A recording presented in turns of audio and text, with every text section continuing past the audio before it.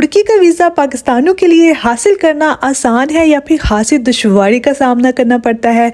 Being a resident in Oman, what is the procedure to get Turkey visa?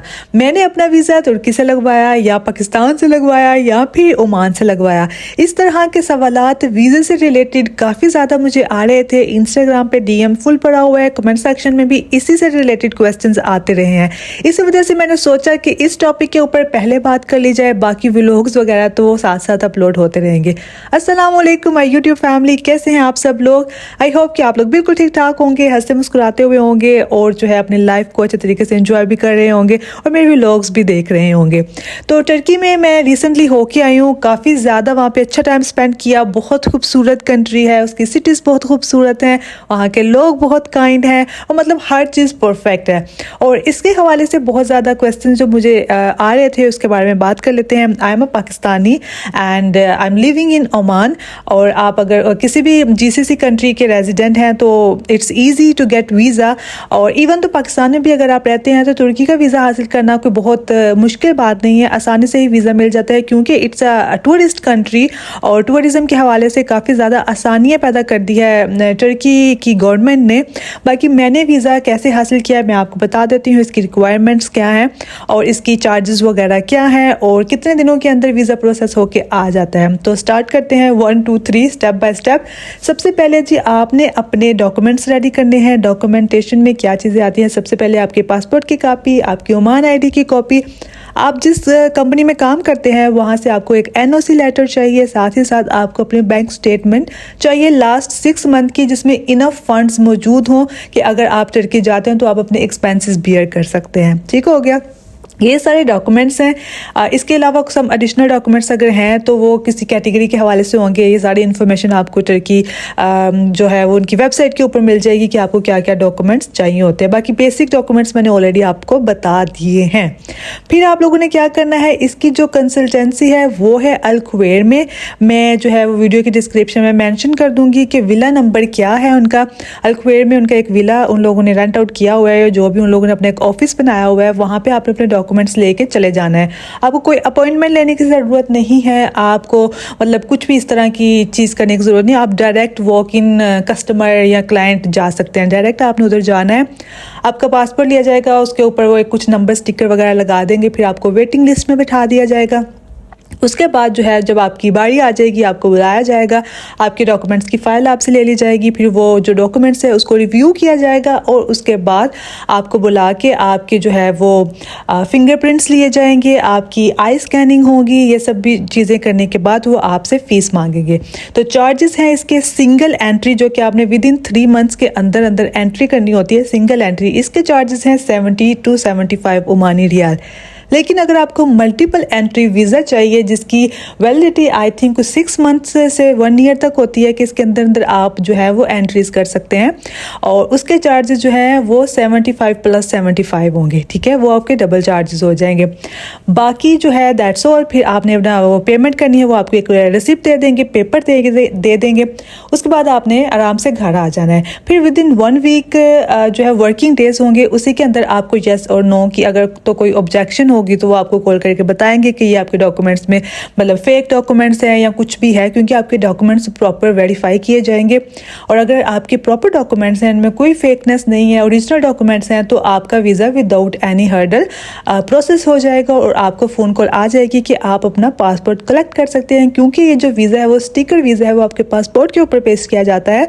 तो वो जो है वो पेस्ट करने के बाद आपको कॉल करेंगे तो आप जो है वो संडे को आई थिंक संडे को 3 से लेके 5 PM तक, या फिर वो उनकी टाइमिंग्स वगैरह चेंज होती रहती है, वो आपको बता देंगे कि कौन से टाइम पे आके आप अपना पासपोर्ट कलेक्ट कर सकते हैं और आपका वीज़ा उसके ऊपर स्टैम्प हो चुका होगा। एज सिंपल एज क्लियर, बहुत ही सिंपल है, इसमें कोई रॉकेट साइंस नहीं है और रिजेक्शन के चांसेस भी बहुत ज़्यादा कम है क्योंकि टूरिस्ट जो कंट्रीज़ होती हैं उनका वीज़ा आसानी से मिल जाता है। पहले कहा जाता था कि मोस्टली जो लोग डंकी लगा के यूरोप में जाते हैं या दूसरी सिटीज़ में जाते हैं, क्योंकि जो टर्की है वो बिल्कुल यूरोप के कॉर्नर पे है, मतलब यूरोप उससे बहुत दूर नहीं है, वो एज आ नेबर्स ही हैं। तो लोग क्या करते हैं, ज़्यादातर डंकी टर्की से लगाते हैं। तो पहले इस चीज़ के ऊपर बहुत रिस्ट्रिक्शंस होती थी, इस तरह से वीज़ा नहीं दिया जाता था। लेकिन अब अपनी वो टूरिज़्म को डेवलप कर रहे हैं तो इस चीज़ को उन लोगों ने सिक्योरिटी वगैरह टाइट कर दी है। दूसरी जो चीज़ें हैं उनको हाई कर दिया है उन लोगों ने, इंटेलिजेंस वगैरह, और बाकी टूरिज़म को ओपन कर दिया है, जो कि उनकी कंट्री के लिए बहुत ही एक वेल ऑन चीज़ है।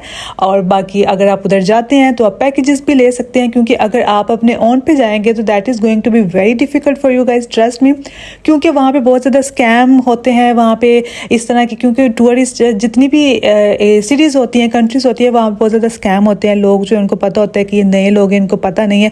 दूसरा कि आपको जो चार्जेस होते हैं खाने पीने की चीज़ों के, वो बहुत ज़्यादा बताए जाते हैं, हाईली बताए जाते हैं, और आपको इतना ज़्यादा इन्फॉर्मेशन, यानी कि अगर आप किसी एक शॉप से कुछ चीज़ ले रहे हैं, वो आपको 100 तुर्किश लिरा की वो दे रहा है, अगली दुकान पे जाएंगे तो आपको 1000 की दे रहा होगा। मतलब इतना डिफरेंस होता है, और वो लोग बस कहते हैं जो आंदा है आन दो। तो इस टाइप के स्कैम्स होते हैं। बाकी सिटीज़ बहुत खूबसूरत हैं। मैं तो आपको यही रिकमेंड करूँगी कि अगर आप टर्की जाएँ तो आप कोई पैकेज लेके जाएँ, या वहाँ के जो लोग हैं वहाँ की किसी एजेंसी से ले, ताकि उनके अंडर आप आएँ और आप उनकी जो है वो क्या कहते हैं, वो आपको घुमाएँ फिराएँ, क्योंकि उनको पता होता है हर चीज़ का, और वो उनसे अगर डील करते हैं किसी भी चीज़ से, आपने कुछ खरीदना है, आपने कहीं जाना है, तो वो जो है वो अच्छे तरीके से उनसे बात कर सकते हैं। बाकी अगर आप मेरी ट्रिप के बारे में बात करें तो मैं एज अ सोलो ट्रैवल कर रही थी। मैंने वहाँ पे जाके एक ज्वाइन करना था ग्रुप, और आई हैड नो आइडिया कि what kind of people I gonna meet, और कैसे लोग हो गए। वो यूके से 2 फैमिलीज आ रही थी, और वो लेडीज़ और बच्चे थे। फिर मैं जब जाके उनके साथ मिली, और हम लोग की काफ़ी अच्छी बॉन्डिंग हो गई, और हम लोगों ने काफ़ी अच्छा टाइम स्पेंड किया, बहुत अच्छी हम लोग दोस्तें बन गई। वो भी मेरे जैसी ही थी, क्योंकि मैं भी बहुत टॉकटिव हूँ, बहुत बातें करती हूँ, और बहुत जल्दी फ्रैंक हो जाती हूँ। तो मतलब मैं सबको अपना जो है ना, वो हम लोग अटैचमेंट्स बहुत जल्दी हो जाती हैं। तो बहुत अच्छी दोस्ती हो गई, बहुत अच्छा टाइम गुजरा, एक मेमोरेबल ट्रिप रहा मेरे लिए। और मैं कहती हूँ कि इंसान को जो है ना वो सफ़र करना चाहिए, क्योंकि हज़रत अली का भी कॉल है कि सफ़र करना चाहिए, और जो है ना अच्छे दोस्त मिलते हैं आपको जो है लोगों की डिफरेंट कल्चर देखने को मिलता है, एंड सो मैनी थिंग्स, और आप जो है ना वो मेंटली भी फ्रेश हो जाते हैं। तो अगर आपके पास इस्तेताद है, और अगर आपको शौक है, कहते हैं सफ़र जो होता है ना वो रूह की ग़िज़ा होती है। So yes, your soul also needs some fresh air. तो ये सारा सीन था। बाकी जो है व्लॉग्स मेरे काफ़ी ज़्यादा पेंडिंग पे पड़े हुए हैं, वो साथ ही साथ मैं अपलोड करती भी रहूँगी। लेकिन मैंने कहा कि भाई सबसे पहले मैं जो है वो वीज़े से रिलेटेड जो इंक्वायरीज़ मुझे आ रही हैं वो क्लियर आउट कर दूँ। तो बहुत ईजी है गाइज़, आप लोग भी अगर चाहते हैं आप लोग भी अप्लाई कर सकते हैं। और जो पैकेजेस हैं वो इकोनॉमिकल भी आप ले सकते हैं, नॉर्मल भी ले सकते हैं, और लग्जरियस भी ले सकते हैं। It depends on your pocket, सही है ना। क्योंकि जैसे अगर आप दुबई में जाते हो तो वहाँ पे भी जो है ना वो सबके लिए सब टाइप के पैकेजेस मौजूद हैं, नॉर्मल, इकोनॉमिकल भी, लग्जरियस भी। तो ये आपके ऊपर अपना डिपेंड करता है। बाकी मेरा बातें करने का बहुत ज़्यादा दिल कर रहा था, मैं अकेली बैठी हुई थी घर पे, तो मैंने कहा चलो रिकॉर्डिंग कर लेती हूँ आप लोग के साथ ही बातें सही। आप तो जवाब नहीं दे सकेंगे तो मैं कंटिन्यूसली बात करती रहूँगी। मैंने कुछ स्क्रिप्ट राइटिंग नहीं की, मैंने कुछ लिखा नहीं, ऐसे ही नॉन स्टॉप जो दिमाग में आ रहा है, जो मुँह में आ रहा है, बस बोलती चली जा रही हूँ नॉन स्टॉप। तो बाकी मिलते हैं नेक्स्ट व्लॉग में इंशाल्लाह। आप कमेंट करके बताइएगा आपको ये इन्फॉर्मेटिव लगी मेरी वीडियो या नहीं लगी, या जो भी है। और दुआओं में याद रखा करें, और व्लॉग देख लिया करें मैं अपलोड करती रहती हूँ।